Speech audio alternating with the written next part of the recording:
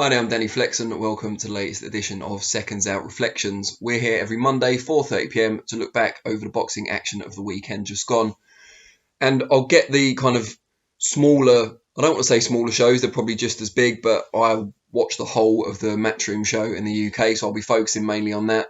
But just to say, Jaron Ennis looked absolutely amazing, knocking out Sergei Lipinets in what was his biggest test so far as a pro, and he passed it with flying colours. Looked amazing. Boots is ready, I think, for the top names at £147. And as we're going to be talking in a bit about the readiness of Conor Benn for those same names, and I don't think, as you'll see, he's quite as close to that level as Boots Ennis is.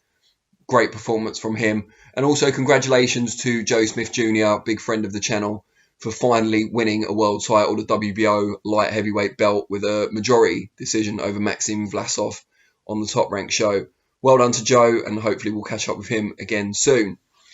But a Matchroom show was the one I watched, and Conor Benn made a huge statement. I think it's fair to say, I know Eddie Hearn said it after the show, but this time it's not just promoter hyperbole. He got rid of the usually durable Samuel Vargas, who hasn't beaten top names, but has been in with a lot of top names and taken them, longer rounds, dropped them in the case of Amir Khan. Conor Benn got rid of him in 80 seconds. Wow. Caught him cold, I suppose, early on, or certainly rocked him early on. Saw the opportunity and just poured it on in the moment. Bullied his opponent to the ropes, unloaded several shots, including a couple of really hard flush right hands. Some people have said the stoppage may have been premature. Vargas wasn't thrown back. He was trapped against the ropes. He wasn't showing the referee anything that would make him pause for thought. That was the problem. He was trying to tuck up, but he was still taking clean headshots, hard shots, and his head was bouncing back over the top rope and back into the ring, which is never, a safe position for a fighter to be in. He seemed virtually defenseless by that point, and if you're not going to throw back or take a knee and give yourself the 8 count to recover, to think, and to decide what you're going to do, then you can't really complain justifiably when the referee decides to end your night. Great performance from Conor Benn. We obviously didn't see very much of him in the ring, but in the short time it lasted before he made the breakthrough, he looked poised. His jab was sharp and hard, and he didn't look to be in a rush. He looked composed, but he just happened to hurt his opponent very early on in the fight. Could easily have been later on, but ended up hurting him in the first round and decided, quite rightly, not to let him off the hook. In his, on paper, one of his toughest tests to date, again, like Jaron Ennis, Conor Benn passed it with flying colours, the only difference being that Jaron Ennis' test was a lot tougher on paper, and which is why he now looks to be on the cusp of a world title shot. Whereas Conor Benn, who, let's not forget, had very limited amateur experience and is still only 24 years old, needs to be moved a bit slower. And I wouldn't want to pitch him in with, even though his dad said just before the fight that he'd like to see him against Sean Porter, I don't think he's quite ready for that just yet. And Conor said to me on an interview on here as well, you can probably find it, that he'd like to fight Sean Porter. And I admire it, I admire his self-belief. And I'm not saying he wouldn't win, but I just think there's no reason to rush him to that level just yet. Time is very much on his side. And he could certainly do with a bit more experience, because that's the big thing that Sean Porter's got in his favour, amongst kind of other things like physical strength, body punching and so on, is the fact that he is incredibly experienced at the top level, and there'd be a real chasm, a real disparity in that characteristic. So after the fight, both Conor Benn and Eddie Hearn suggested they would like a fight with Amir Khan next. Now, I can see the logic behind that from their side. Certainly, Khan fighting very, very rarely these days. We last saw him against Billy Dibb, where against an overmatched and certainly undersized opponent, Khan got rid of him early on. But against Terence Crawford, Khan was well beaten, I think it's fair to say, despite the controversy or minor controversy over the ending. He was, clearly not the better man in terms of how long the fight lasted. We haven't seen much of him aside from that in the last couple of years. It's hard to know just how much he's got left in the tank. He says he wants, I interviewed him, last week or the week before? He said he wants 1 or 2 more fights before he retires. He's already moving into kind of managing fighters. He's got a reality show on the BBC at the moment. He's kind of got one foot out of the sport, I think it's fair to say. So from his point of view, so let's start with Conor Benn. From Conor Benn's point of view, it's a big name to have on your record. It's someone who we don't know how much they've got left, who's been inactive, who's a lot older, who's not a massive puncher by any means at welterweight. So whose biggest kind of threat to Conor Benn would be his boxing skills and his speed. At the age of 24, physically strong, Benn would think that he'd close Khan down and get to him eventually, even if he has to give up a number of rounds before doing so. I'm not saying that will definitely happen. I'd like to see Khan in action in the last year or two to get an idea of just where he is at this point in his career. But from Khan's point of view, why would he take the fight? You know, he's a former unified world champion. He's fought some of the best fighters of his generation, including Canelo. Why would he fight a Conor Benn? Even if the money's good, and I can't imagine it will be the same level of money as Khan's used to getting from some of his big fights, particularly in the States. But even if it did match that, if Khan loses to Conor Benn, it's pretty much time to retire. Now, if it's going to be his last ever fight, surely he'd want it to be the most money for the best chance of winning possible. And for that, I think Khan will still pursue, as he said to me a couple of weeks ago or a week ago, he wants the Kell Brook fight because they're both at the tail ends of their careers. It's hard to assess how much either of them has left based on their most recent performances. There's a long-time rivalry. It will still sell very well, more so. Even though people on the internet are saying, oh, I'd much rather see Conor Benn Khan than Khan Brook, that's not how it will work out in terms of numbers, I don't think.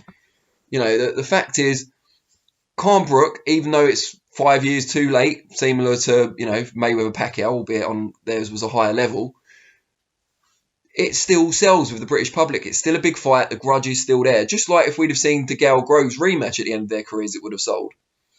So from Khan's point of view, he wants to make the most money for, I wouldn't say the least risk, but comparatively less risk.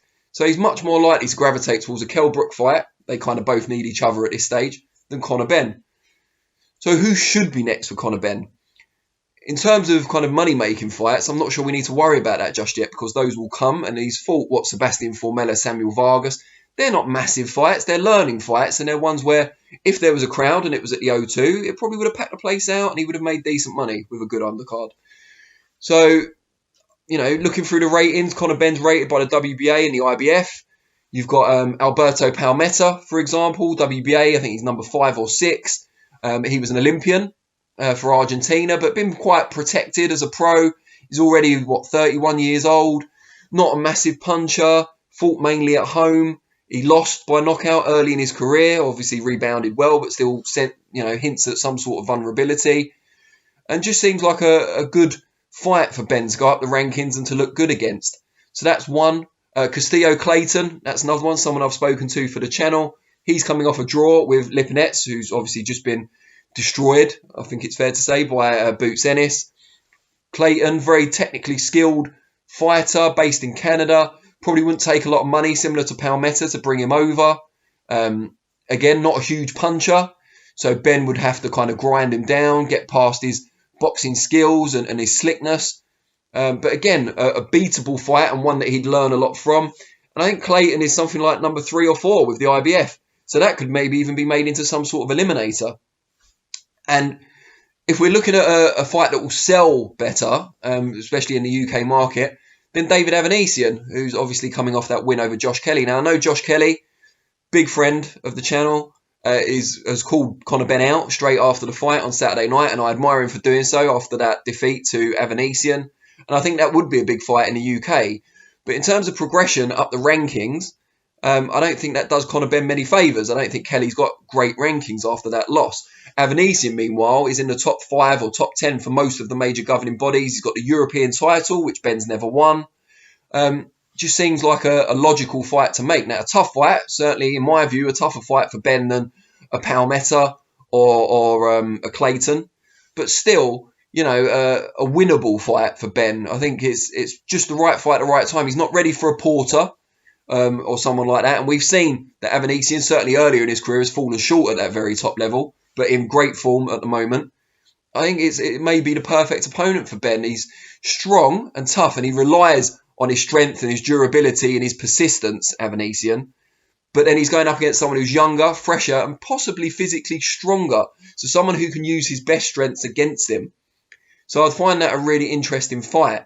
And I think it'd sell really well after the Kelly defeat to Avanesian. Can he do what Josh Kelly couldn't? Win the European title, instantly be in the top 5 of with all the major governing bodies. That's the fight I'd most like to see. If not, then Palmetta or Clayton. I don't think Khan would take the fight. I'm not sure I'd want to see it anyway. Khan Brook, let that happen, and then they both sail off into the sunset. I'd be happy with that. But that's the future I'd like to see for Conor Benn. I'm not going to talk too much about the rest of Saturday night's card at the Copper Box, primarily because John Houston, my colleague, has gone in depth about the Ebony Bridges and Shannon Courtney fight. So I don't want to step on his toes too much, and you'll be able to see that on the channel. But a great effort from both ladies. I didn't think technically it was amazing, but no one was expecting it to be. Excuse me. But they both put forth amazing effort and proved they've both got warrior spirit. They're true fighters, especially Bridges, who basically was blind for the last 2 rounds. So well done to her. And well done to Shannon for winning the title, of course. Can't wait to see the Rachel Ball rematch now. I'll be back on Thursday for Flexpectations, looking ahead to next week's action. And I will be here on next Monday for Reflections, again, 4:30 p.m. Really appreciate your time. Please comment below what you thought of Conor Benn's performance and who you would like to see him fight next. I will be back, as I've already said, in the coming days. Thanks very much for your time, and I will see you soon. Cheers.